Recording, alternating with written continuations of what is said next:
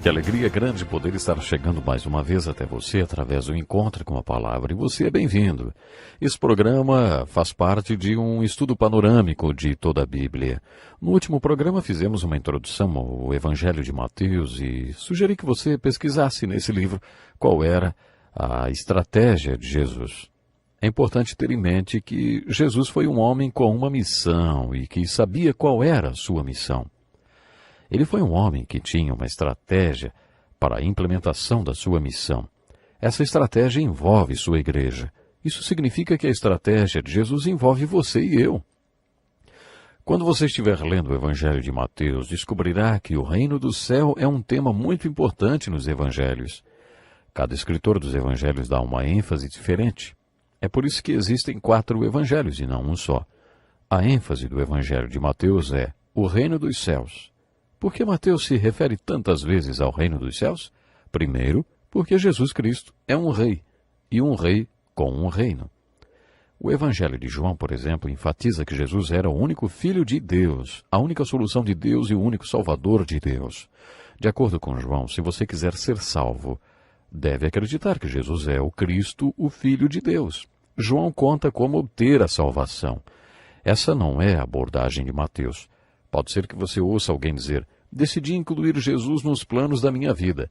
Isso parece muito bonito, mas não é bem isso que aprendemos com Mateus. Mateus nos mostra que Jesus é um rei com um reino. Por isso, a questão não é deixar que Jesus faça parte dos seus planos, nem deixar que Deus seja o seu sócio. A verdade é, Jesus quer que você faça parte dos planos dele. O Evangelho de Mateus apresenta a crise que envolvia tornar-se cristão. Jesus está fazendo um retiro no topo da montanha, reunido com seus discípulos que estão recebendo seus ensinamentos a fim de serem parte da solução para todos os problemas da multidão. A multidão está no sopé da montanha e é parte do problema. Mateus apresenta a crise de quem se torna um cristão da seguinte forma. Você é parte do problema ou parte da solução, hein? De acordo com Mateus, tornar-se cristão não significa apenas conseguir solução para os seus problemas, mas também ser parte da solução de Jesus para todos os problemas encontrados na multidão que está na montanha. A expressão o reino dos céus nos leva de volta ao Velho Testamento. No Velho Testamento, Deus quis ser o rei do povo judeu. Aqueles que estudaram o Velho Testamento comigo devem estar lembrados de abordarmos o assunto reino de Deus. Quando Samuel era profeta e juiz do povo de Deus, o povo foi até ele e disse, não queremos mais as coisas desse jeito.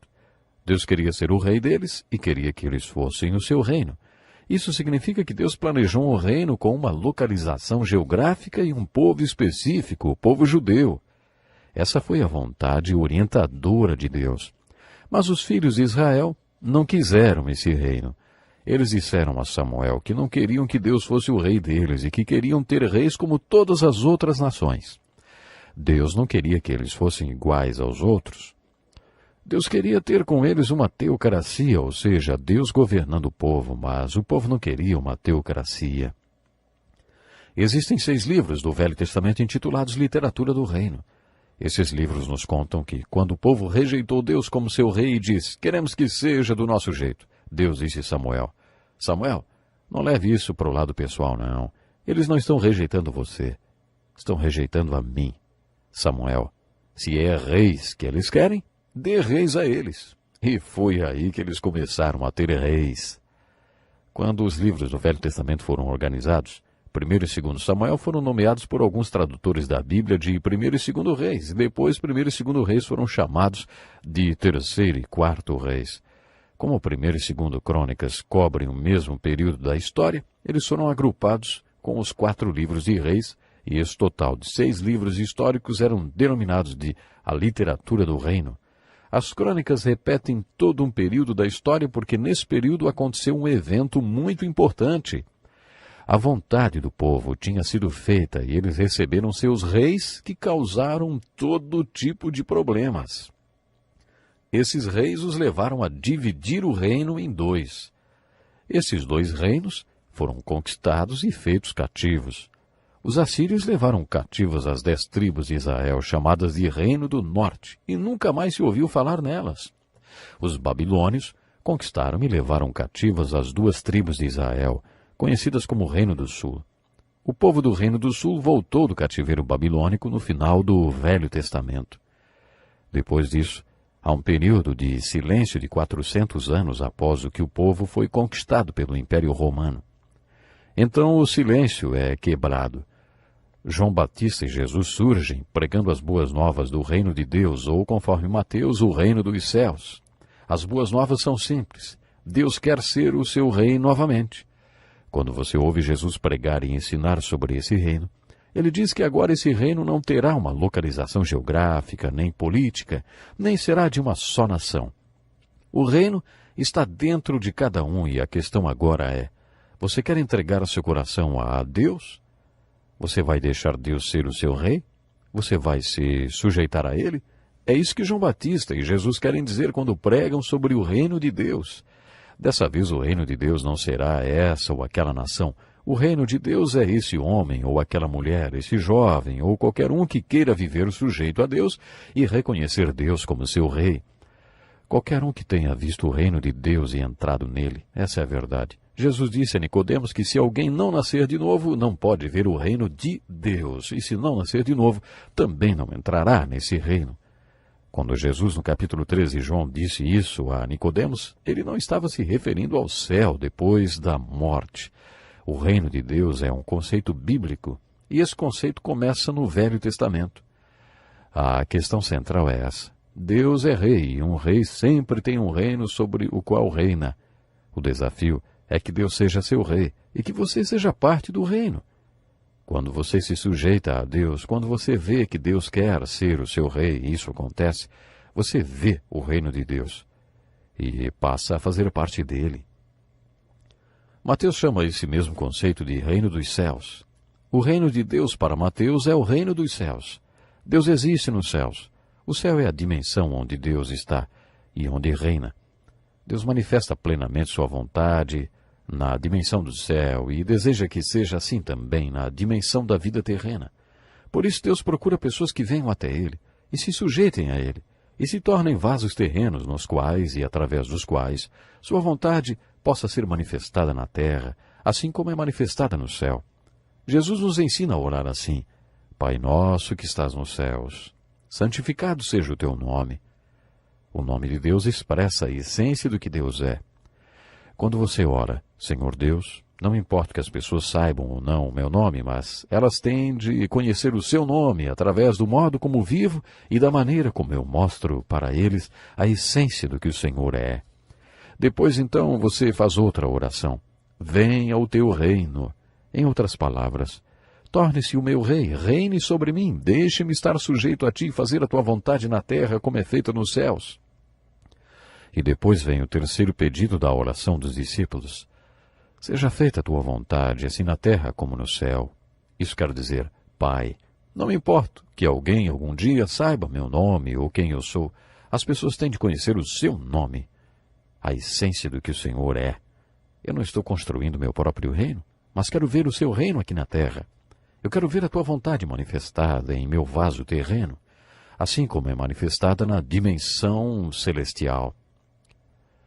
O apóstolo Paulo afirma que nossos corpos são simples vasos de barro e que nosso homem interior possui um tesouro, Jesus Cristo. Esse tesouro vive num simples vaso terreno. Frequentemente Deus faz pressão sobre esse vaso de barro terreno para que todo mundo, quando o vaso reagir à pressão, tome consciência da realidade desse tesouro que habita neste simples vaso de barro. Há algo sobre esse vaso de barro. Há alguém neste simples vaso de barro que está fazendo com que essa pessoa tenha valores e faça coisas que antes não fazia. Quando isso acontecer, quando o tesouro, o Cristo que vive em nós, manifestar-se e fizer na terra como é feito no céu, então os céus se manifestarão. Ele é o nosso rei e nós somos sujeitos a ele. Preste atenção nessas definições do reino dos céus feitas pelo teólogo Campbell Morgan. O reino dos céus é uma teocracia, um povo cujo rei é o próprio Deus. O reino dos céus é uma nação sob o governo de Deus.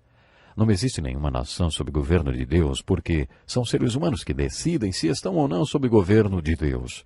Ninguém pode decidir por toda uma nação. Os indivíduos dizem, Eu quero estar sujeito a Deus e estar sob sua autoridade. Ele é o meu rei. Eu estou sujeito a ele.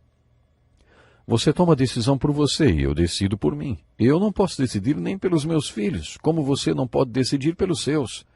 O presidente não pode decidir por toda a nação e dizer: estamos sob governo de Deus. Não existe nada parecido desde o tempo da literatura do reino do Velho Testamento. O reino dos céus hoje é esse homem aqui ao meu lado, aquela mulher lá fora, aquele jovem ali. Esses cidadãos dos céus, esse povo em quem e através de quem a vontade de Deus vai ser feita, como é feita nos céus. Eles são uma nação espiritual governada por Deus. É isso que Pedro diz. Somos uma nação santa. Pensando num todo, todos os discípulos de Jesus Cristo são uma nação santa. O reino dos céus é o estabelecimento do mundo da ordem celestial. O reino dos céus é a supremacia da vontade de Deus sobre os assuntos humanos. O reino dos céus é o reino de Deus sobre a humanidade. O reino dos céus é testemunha de Deus para a humanidade. E por último, o reino dos céus é o rei vivendo dentro de homens e mulheres individualmente. O reino dos céus é o tema do Evangelho de Mateus. Mateus fala que Jesus foi o rei procurando pessoas para o seu reino em quem e através de quem a vontade do seu Pai pudesse ser manifestada na terra como o é nos céus. Quando você estiver lendo o Evangelho de Mateus, procure este reino dos céus e veja Jesus como o Rei dos reis e o Senhor dos senhores. Medite no Evangelho de Mateus, ore e você descobrirá algumas características inconfundíveis deste reino. Pena que o meu tempo já acabou. Quero desafiá-lo a ler o Evangelho de Mateus, procurando pelo reino dos céus. Você o encontrará. E quando você achá-lo, creia, arrependa-se, converta-se e entre no reino dos céus, onde Jesus Cristo é o Rei dos reis e Senhor dos senhores. Conto com você no próximo programa, hein? Deus lhe abençoe e até lá.